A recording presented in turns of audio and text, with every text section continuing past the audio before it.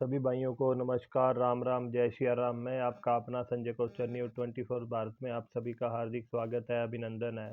तो भाइयों, काफ़ी दिन हो गए आपसे बातचीत नहीं हुई, चर्चा नहीं हुई। चुनावों की वजह से हम भी काफ़ी व्यस्त थे, तो इस वजह से आपसे बातचीत नहीं हो पाई। तो अभी 2-3 दिन हो गए फ्री हुए थे, तो सोचा आपसे बातचीत हो जाए। तो कल हम आज चर्चा करेंगे, ये जो न्यूज़ चैनलों के एग्जिट पोल आ रहे हैं, हम उन एग्जिट पोल पर चर्चा करेंगे। तो विस्तार से वीडियो तो हमने कल बनानी थी, पर किसी कारणवश हमने वीडियो कल नहीं बनाई। तो हमने सोचा कि सभी जो जितने भी एग्जिट पोल हैं, सभी एग्जिट पोलों का निचोड़ निकाल कर एक स्तर तैयार किया जाए, एक आंकलन तैयार किया जाए, ताकि जिससे सही आंकलन पता लग सके। क्यों ये जो न्यूज़ चैनल वाले हैं, तो ये तो मुझे लगता है जनता के साथ मजाक ही कर रहे हैं एग्जिट पोल के नाम पर। इनकी सीटों में इतना इतना अंतर आ रहा है, कोई मतलब 60-60 सीटों का अंतर ये दिखा रहे हैं जी। 60 से 120 सीटें, 100 से 160 सीटें, तो ये कोई आंकलन थोड़ी है, ये तो एक जनता के साथ मजाक हुआ। अब इनका आंकलन आप देखिए, एक उदाहरण के तौर पर भी कम से कम 60 और मैक्सिमम 120, यानी कि कल को किसी पार्टी की 50 आती है, तो ये कह देंगे देखो जी, हमने 60 कही थी तो 50 आ गई, हमारा आंकलन सही हो गया। 120 दिखा रहे हैं, अगर किसी की 130 आ गई तो कह देंगे हमने भी 120 कही थी, 130 आ गई। तो 30 इधर प्लस 30 इधर माइनस 60 सीटों का आंकलन, ये कोई एग्जिट पोल थोड़ी हुआ, ये तो जनता के साथ एक मजाक हुआ। अब और क्या करे, सब जितने भी सर्वे हैं सभी अलग अलग। कोई भारतीय जनता पार्टी को बहुमत दिखा रहा है, कोई कांटे की टक्कर दिखा रहा है, कोई कोई कांग्रेस का बहुमत दिखा रहा है, कांग्रेस की कांटे की टक्कर दिखा रहा है। तो सभी सर्वे जितने भी देखें, कोई भारतीय जनता पार्टी को 70 दिखा रहा है, कोई 80 दिखा रहा है, कोई 90 दिखा रहा है। तो मुझे लगता है ये सभी आंकड़े गलत साबित होंगे। तो जहाँ तक मैंने इतने ये जितने भी न्यूज़ चैनल हैं, 20 के 20 न्यूज़ चैनल का मैंने कल एग्जिट पोल देखा, और 5-4 न्यूज़पेपर का एग्जिट पोल देखा। उन्हीं के तैयार पर मैंने एक रिपोर्ट तैयार की है, तो वो मैं रिपोर्ट आपके सामने पेश कर रहा हूँ। तो मैंने इसके अंदर News Axis, News 24, Chanakya, ABP News, C Voter, India, India TV, CNX, इन सभी चैनलों का, और हमारे कुछ यूट्यूब पर हमारे मीडिया वाले हैं, उनसे मैंने बातचीत करी। वो 2 महीने से ग्राउंड पर काम कर रहे हैं, 200 की 200 विधानसभा पर उन्होंने सर्वे किया है, और उन्होंने उसमें एनालिसिस भी की है, और उन्होंने उस सारी पूरी की पूरी 2 महीने की रिपोर्ट 200 की 200 विधानसभा पर उन्होंने ग्राउंड पर सर्वे कर कर एक रिपोर्ट तैयार की थी। उसी के हिसाब से तो हमारी टीम के अंदर अभिषेक तिवारी जी, हर्षवर्धन जी, प्रदीप सिंह जी, डॉक्टर रिजवान अहमद, संजय शर्मा जी, ओंकार चौधरी जी, अंजू जी, ये टीम ने राजस्थान के चुनाव पर काफ़ी मेहनत की है, काफ़ी सर्वे किया है, ग्राउंड पर उन्होंने काम किया है। तो मुझे लगता है उनकी रिपोर्ट है, जहाँ तक सभी मीडिया, सोशल मीडिया वालों की, यूट्यूब वालों की, ये जो रिपोर्ट है काफ़ी हद तक सही होगी। तो भाइयों, इन सभी सर्वे जो 20 की 20 वालों का जो न्यूज़ वालों का एग्जिट पोल जहाँ तक निकलता है, इन 20 न्यूज़ चैनलों का एग्जिट पोल का अगर निचोड़ निकालें, यानी कि पोल्स ऑफ पोल्स, सभी पोल्स का अगर हम एक पोल्स एक बराबर इक्वल में बांटें, तो मुझे लगता है अभी सभी तभी जाकर एक पोल निकलेगा। अभी मान लो कोई 60 दिखा रहा है, कोई 70 दिखा रहा है, कोई 140 दिखा रहा है, कोई 160 दिखा रहा है, कोई 150, अगर उनका हम बीच का भी अगर मिनिमम भी निकालें, तो वहां तक जाकर पोल निकल जाएगा। तो आइए भाइयों, आपके सामने एक रिपोर्ट पेश करते हैं।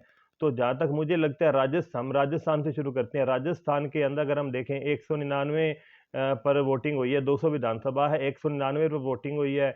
199 में मुझे लगता है भारतीय जनता पार्टी की 125 से 135 सीटें आनी चाहिए मिनिमम, कम से कम 135 से लेकर 135 तक भारतीय जनता पार्टी की सीटें आएंगी। और जहां तक मुझे कांग्रेस का लगता है, कांग्रेस की राजस्थान के अंदर 60 से 65 सीटें आएंगी, 60 से 70 लगा सकते हैं अपना आंकलन भी। ये जो कहते हैं गहलोत का जो भ्रष्टाचार में जादू चला है, तो वहां तक देखें तो 60 से लेकर 70, यानी कि इक्वल करें तो बीच में 65 सीटें कांग्रेस की राजस्थान के अंदर आएंगी। और इसके अंदर अगर आपने देखे अदर का रोल रहेगा, अदर की 10 से 12 सीटें आने की संभावना राजस्थान में है। अदर के अंदर आप आम आदमी पार्टी को भी मिला सकते हैं, एक सीट उसकी शायद आ सकती है अदर के अंदर। तो मुझे लगता है राजस्थान के अंदर किसी को कोई शंका नहीं है, कोई डाउट नहीं है, कोई किसी के मन में वहम नहीं है, राजस्थान के अंदर भारतीय जनता पार्टी वापसी कर रही है। और एक न्यूज़ चैनल तो ये भी दिखा रहा है कि भारतीय जनता पार्टी की 145 से 155 सीटें आ रही हैं। हो सकता है ये भी संभावना हो। अच्छा जी, तो इसके आगे हम बात करते हैं मध्य प्रदेश की। मध्य प्रदेश के अंदर विधानसभा की 230 सीटों पर वोटिंग हुई है। 230 सीटों में वही सबके अलग अलग आंकड़े हैं। अगर हम इक्वल सभी आंकड़ों का अगर आंकलन करें पोल्स ऑफ पोल का, तो भारतीय जनता पार्टी की मध्य प्रदेश के अंदर 140 सीटें आने की संभावना है। और वहीं अगर हम कांग्रेस की बात करें तो कांग्रेस की मध्य प्रदेश के अंदर 40 सीटें आने की संभावना है, जिसमें 5 से 7 सीटें वहां पर मैक्सिमम अगर अपने करें तो 10 सीटें वहां पर निर्दलीय जीत सकते हैं, जिसके अंदर वही 1 या 2 सीटें आम आदमी पार्टी वहां संभावना है, टक्कर में है, जीत में नहीं है। तो ये था मध्य प्रदेश का। इसके बाद अगर हम छत्तीसगढ़ की बात करें, छत्तीसगढ़ के अंदर 90 विधानसभा की सीटें हैं। 90 विधानसभा सीटों में से अगर आप हम आंकलन की बात करें तो भारतीय जनता पार्टी की वहां 40 सीटें आने की संभावना है। क्यों, कोई वहां पर 25 दिखा रहा है, कोई 35, को 45। अगर अब हम आंकलन पोल्स और पोल्स करें तो भारतीय जनता पार्टी की वहां पर 40 सीटें आने की संभावना है और कांग्रेस की वहां पर 45 सीटें आने की संभावना है। यानी कि छत्तीसगढ़ में संभावना है कांग्रेस सरकार बना सकती है, पर कांटे की टक्कर है। वहां भी लगता है भारतीय जनता पार्टी 40 से अगर 45 पहुंच गई तो भारतीय जनता पार्टी छत्तीसगढ़ में सरकार बना सकती है। इसके बाद अगर हम आए तेलंगाना में, तेलंगाना की अगर हम बात करें 119 वहां विधानसभा की सीटें हैं। विधानसभा की सीटों में अगर बात करें वहां पर तो वहां भी गोलमोल खिचड़ी बनी हुई है। वहां अगर हम पोल्स करें तो वहां पर BRS यानी कि भारतीय जो पार्टी है, जो BRS की 45 से 50 सीटें आने की संभावना है और वहीं कांग्रेस की वहां पर 60 से 65 सीटें आने की संभावना है और भारतीय जनता पार्टी की वहां पर 8 से 10 सीटें आने की संभावना है। यानी कि तेलंगाना में तो या तो कांग्रेस बनाएगी या BRS बनाएगी, तो वहाँ भारतीय जनता पार्टी के लिए कोई वहाँ संभावना नहीं है, स्कोप नहीं है। तो BRS की सरकार बन सकती है, कांग्रेस की सरकार बन सकती है। अगर यही हम मिजोरम की बात करें तो मिजोरम में किसी को भी बहुमत नहीं मिल रहा, वहाँ त्रिकोणीय होने की संभावना है। वहाँ एक पार्टी को, जो मिजोरम की लोकल पार्टी है, उनको 15 सीटें दिखाई जा रही हैं, दूसरी लोकल पार्टी को 15 सीटें और बीजेपी को 4 और कांग्रेस को 4। वहाँ भी यानी कि इस तरह की कोई मतलब सरकार किसी की स्पष्ट बनती दिखाई नहीं दे रही। यानी कि अगर 5 राज्यों के चुनाव की बात करें तो भारतीय जनता पार्टी 2 में तो कन्फर्म है सरकार बना जाएगी, मध्य प्रदेश, राजस्थान, और तीसरी छत्तीसगढ़ में भी सरकार बना सकती है। तो इसी हिसाब से अगर हम इन्हीं चुनाव में आंकलन करें सीटों का भी, अगर हम ये जो चुनाव न्यूज़ वाले जो ये एग्जिट पोल दिखा रहे हैं, इनकी एग्जिट पोल में कहाँ कन्फ्यूजन आ रही है, अगर वो हम कन्फ्यूजन पर, उन मुद्दों पर अगर बात करें कि कहाँ भारतीय जनता पार्टी को किस वजह से बढ़त मिल रही है, तो अगर हम एक छोटे से 2 मुद्दों पर चर्चा करते हैं तो उसमें ये है, राजस्थान के अंदर जैसे 35% कांग्रेस का वोट फिक्स है और 35% भारतीय जनता पार्टी का वोट फिक्स है। दोनों पार्टियों को 35-35% वोट मिलता है। 15 से 18% वोट वहाँ निर्दलियों का फिक्स है, जो निर्दलीय पार्टी, छोटी पार्टियां या निर्दलीय कैंडिडेट हैं, जो पार्टी से, दोनों पार्टियों से बागी होकर लड़े हैं, 15 से 18% वोट उनको मिलने की संभावना है। जिसके बाद एक 10% फ्लोटिंग वोट बचता है। जो ये फ्लोटिंग वोट है, ये जिस तरफ शिफ्ट होता है उसी पार्टी की सरकार बनती है। जैसे कि 2008 में वो कांग्रेस की तरफ था, 2013 में बीजेपी की तरफ था, 2018 में कांग्रेस की तरफ हुआ, 2023 में वो बीजेपी की तरफ शिफ्ट हुआ, बीजेपी की तरफ। तो ये 10% जो फ्लोटिंग वोट है, ये जिसकी तरफ शिफ्ट हो जाता है उसी की सरकार बनती है। जो जो भी सरकार है इसी 10% फ्लोटिंग वोट के ऊपर डिपेंड है, इसी के ऊपर टिकी है। तो फ्लोटिंग वोट जहां तक मुझे लगता है ये भारतीय जनता पार्टी की तरफ शिफ्ट हुआ है। और आप देखें जो अपने दौसा की साइड है, टोंक की साइड है, वहां जितना भी गुज्जर समाज है वो सभी अभी 5-4 दिनों में भारतीय जनता पार्टी की तरफ शिफ्ट हुआ, जिसका ये मीडिया वालों ने अपने पोल्स के अंदर, एग्जिट पोल के अंदर जिक्र नहीं है। उनका जितना भी गुर्जर समाज का वोट है वो भारतीय जनता पार्टी की तरफ शिफ्ट हुआ है। उदयपुर, जयपुर की साइड हमने जहां भी देखी, जितना भी ये वोट था ये भारतीय जनता पार्टी की तरफ शिफ्ट हुआ है। ये 10% वोट के ऊपर ही सरकार टिकी है और मतलब इसी पर ही सरकार बनती है। जो पार्टी 42 या 43% वोट ले जाती है उसकी सरकार बन जाएगी। तो वही है, आंकड़े यही दिखा रहे हैं। अभी राजस्थान के अंदर 39% कांग्रेस को वोट मिल रहे हैं और 44 समथिंग, जहां तक मेरा अपना मानना है, मेरा अपना आइडिया है, भारतीय जनता पार्टी को राजस्थान के अंदर 43 से 44% वोट मिलेंगे। और दूसरा मुझे लगता है, दूसरी एग्जिट पोल वालों की दिक्कत ये हुई भी, जब भारतीय जनता पार्टी ने शुरू में जो 100 सीटों पर कैंडिडेट की घोषणा की थी, जो 100 कैंडिडेट थे उसमें 100 सीटें ऐसी थी जहां पर भारतीय जनता पार्टी मतलब भारतीय जनता पार्टी हारी हुई थी और 40 सीटें ऐसी थी जहां पर भारतीय जनता पार्टी काफी टफ फाइट में थी।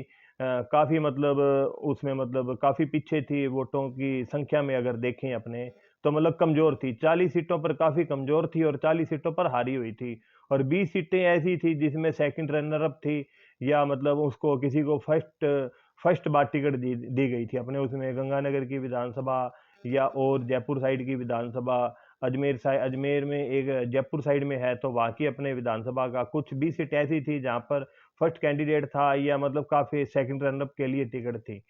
तो 100 सीटों पर जहाँ तक वो भारतीय जनता पार्टी ने टिकट दिए, तो मुझे लगता है उन 100 में से भारतीय जनता पार्टी 100 में से 80 सीटें जीत जाएगी, जीतने की संभावना है।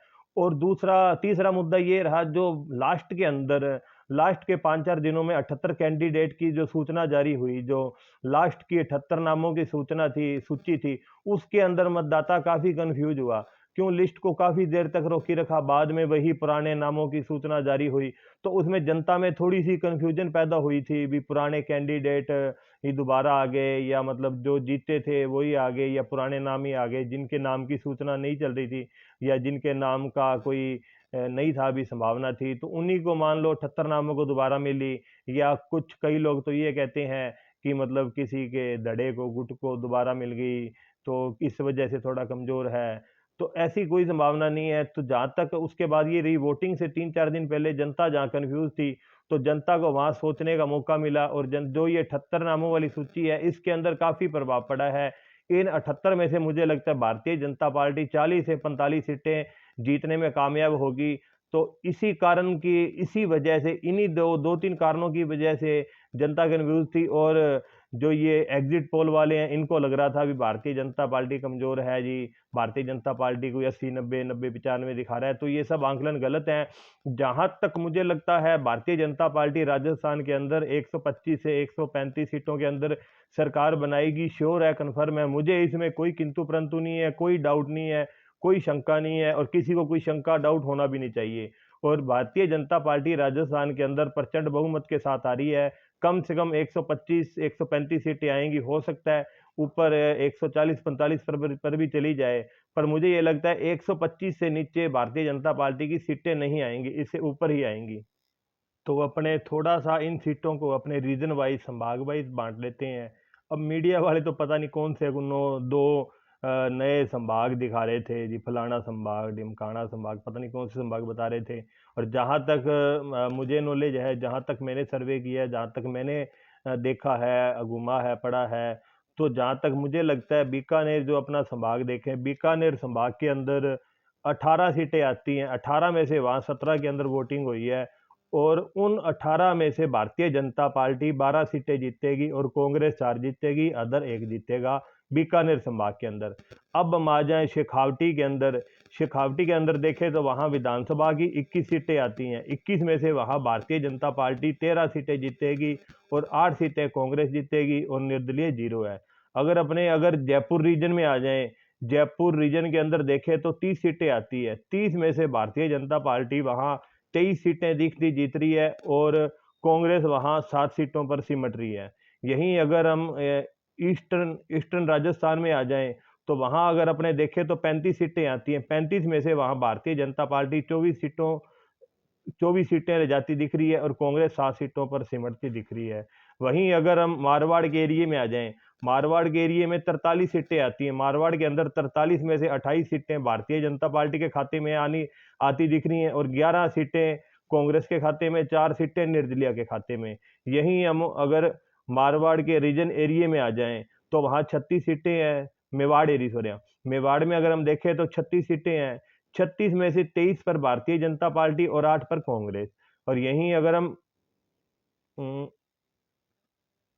हड़ौती की साइड आ जाएं, हड़ौती की साइड 17 सीटें हैं हड़ौती में, 17 में से 13 भारतीय जनता पार्टी और 4 कांग्रेस।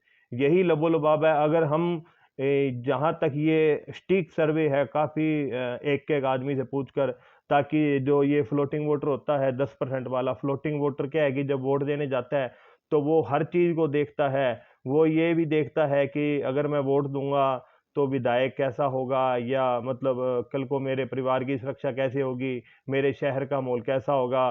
तो वो हर वोट देने से पहले हर चीज को नापता तोलता है, वो वोट देने से 1 दिन या 2 दिन पहले फैसला करता है।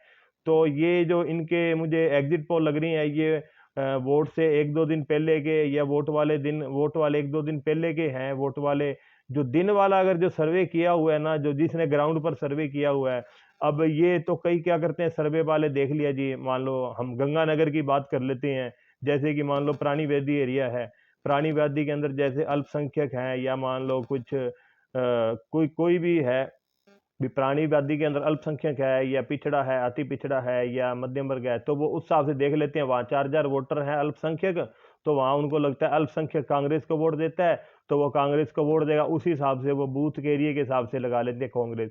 यहीं अगर वो इंदिरा चौक या कहीं साइड आ जाए तो वो देख लेते हैं वहाँ पे ये फलाना फलाना कैटेगरी का है, पिछड़ा अति पिछड़ा है, तो वो कांग्रेस का है, कांग्रेस को वोट देगा। उसी हिसाब से वो क्या बूथ के हिसाब से आइडिया लगा के बता देते हैं भी फलाने एरिए में अपने, मान लो एक अपने उदाहरण ले लें भी हाउसिंग बोर्ड दुर्गा विहार या ब्लॉक एरिया में देख लेते हैं, फ्लोटिंग वोटर है जी, वो निर्दलीय को देगा, फलानी पार्टी को देगा, फलाने का फलाने एरिया में कर रहा है वो इधर ब्लॉक एरिया में रहता है तो ब्लॉक एरिया में उसको वोट मिलेंगे, ऐसा कुछ नहीं होता।